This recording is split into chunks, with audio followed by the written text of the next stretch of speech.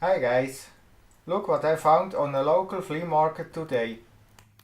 A TAMIYA 1/12 scale Volkswagen Golf rally car.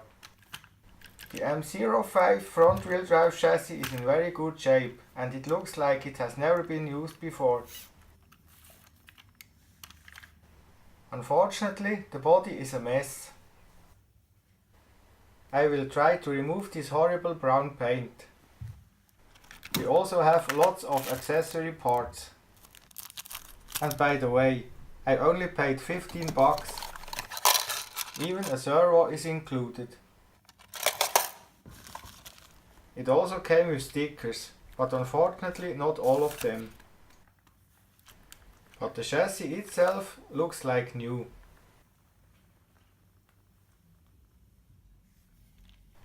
Just like the real Golf, it has front wheel drive. The drive shafts are metal. A TAMIYA ESC is also included. I think it will be a lot of fun to finish and clean up this thing. Of course I will use my Arduino DIY remote. So stay tuned for the upcoming build video.